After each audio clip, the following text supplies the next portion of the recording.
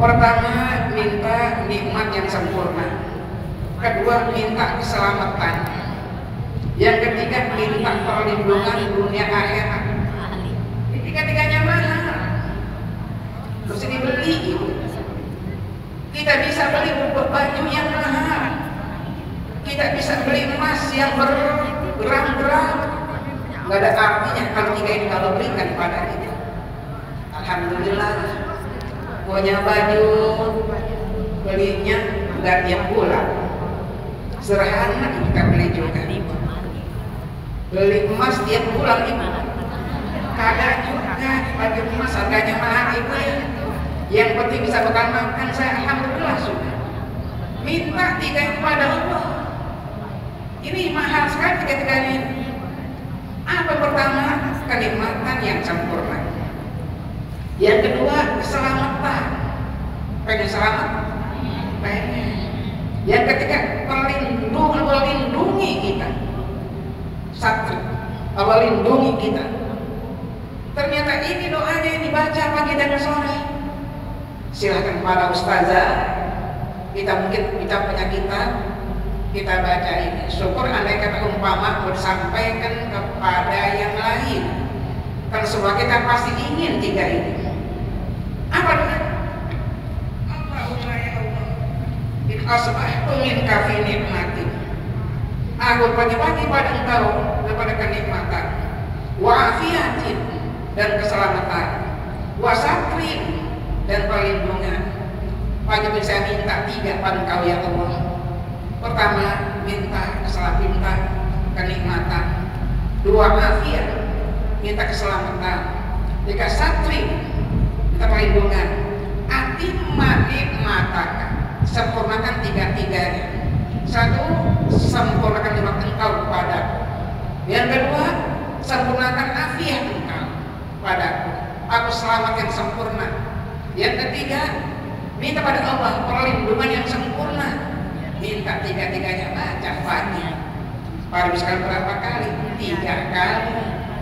Sore berapa kali? 3 kali. Ibu, ini berapa bulan? 2 tahunan saya sampaikan ibu. Kita pilih ya. Banyak banget, masya Allah, tabarakallah, paling panjang sebabnya ini. Kita nggak bisa baca semuanya. Kali ada yang kita baca. Ya.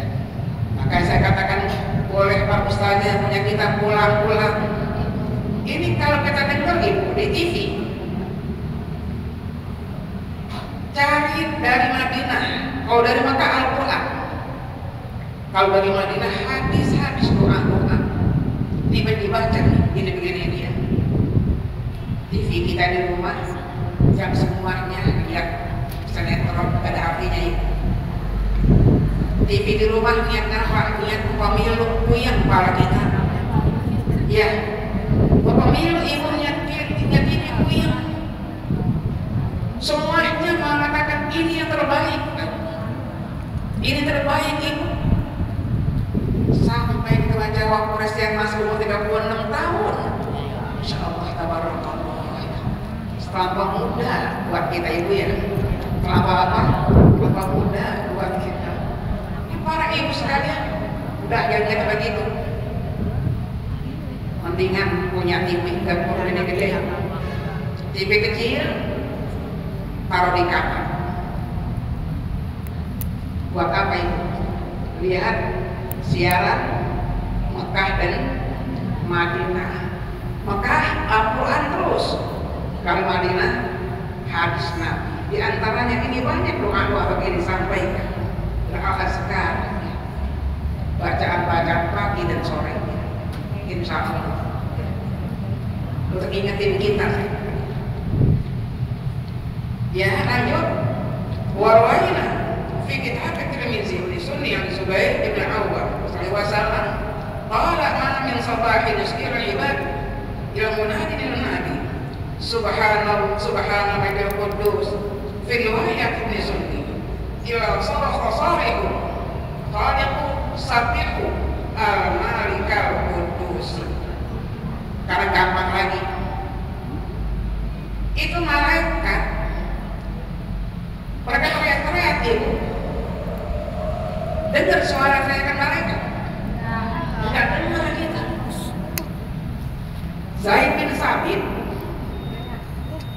Sabit itu punya manusia keistimewaan. Apa keistimewaannya? Pernah dengar suara malaikat Jibril ketika bulan puasa terakhir. Biasa Jibril tiap tahun selalu sama-sama Rasulullah pada Al-Quran. Nabi baca, Jibril dengerin. Jibril baca, Nabi dengerin. Pada namanya. Terakhir pada waktu itu Zaid bin Sabit dengar suara dan Tadarus keduanya. Kalau Zaid bin Sabit dengar suara Rasulullah, biasa itu suara kita manusia namanya, sama-sama manusia, sama dengan kita manusia biasa. Pada Rasulullah. Nah kalau suara Jibril kan luar biasa. Itu Zaid bin Sabit dengar suara siapa? Malaikat Jibril ketika di Al-Quran dapat Rasulullah. Hanya beliau yang pernah kita baca sejarahnya. Kenapa Bapak begitu mulianya Zaid bin Sabit? Zaid para ibu sekalian, wahyu sabda Rasulullah. Dimanapun wahyu turun, sesenantiasa ada sama-sama Rasulullah. Setelah apa kata Rasulullah? Ya Zaid, tutup hazal wahyu, tulis ayat ini. Pakai apa misalnya Rasulullah? Pakai apa saja? Ada pelepah korma, pakai pelepah korma. Ada batu yang tipis, pakai batu yang tipis. Ada kertas, pakai kertas. Ada tulang, agak luas, pakai tulang. Ada kayu, al-kotab, pakai kayu. Itu saya bin Sabit. Semua wahyu yang turun pada Rasulullah tidak pernah ketinggalan. Yang lain kadang tidak. Kalau Zaid tulis terus, dikatakan kutabul wahyi atau kadir wahyi, wahyu yang paling sempurna Zaid bin Sabit. Jadi hayat Nabi itu, Nabi waktu bulan puasa terakhir. Kenapa? Bulan awal Rasulullah wafat. Ini terakhir Zaid bisa mendengar suara malaikat Jibril. Kita bisa kayak begitu? Tidak bisa boro-boro katanya dia.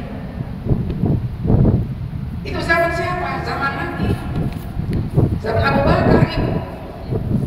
Karena ada orang yang murtad, orang yang ngaku jadi Nabi, bahkan karena Nabi wafat. Kalau Nabi wafat, mereka yang mengira kalau Nabi itu manusia kayak kita.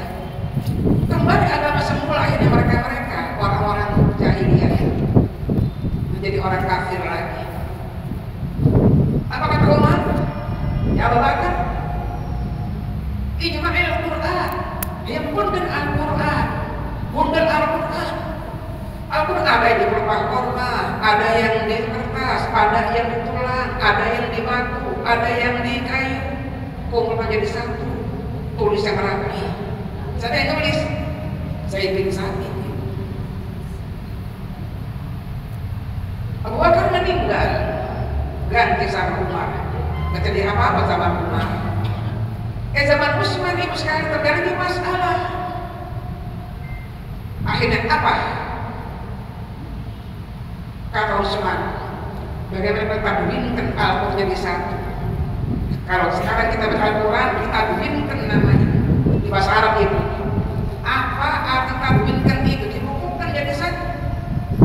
Dari mulai surah Al-Baqarah sampai surah apa? An-Nas itu Zaid bin Sabit.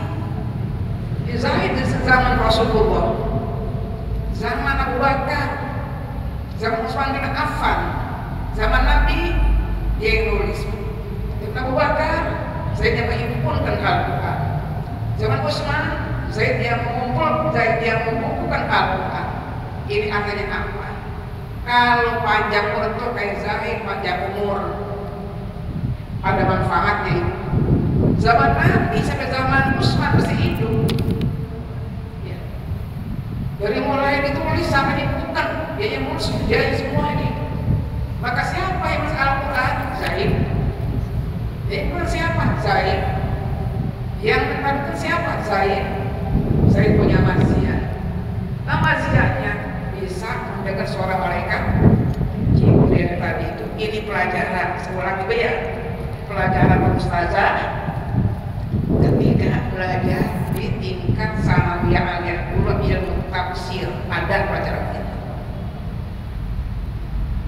Nah sekarang dikatakan di sini itu malaikat kalau pagi ibu sore teriak-teriak sabihu sabihu tasbihlah kamu sekalian. Saudara sekalian, tasbih apa? Kita baca Subhanal Malikil Quddus, Subhanal Malikil Quddus. Apa? Apa? Apa itu? Baca ini kalau pagi.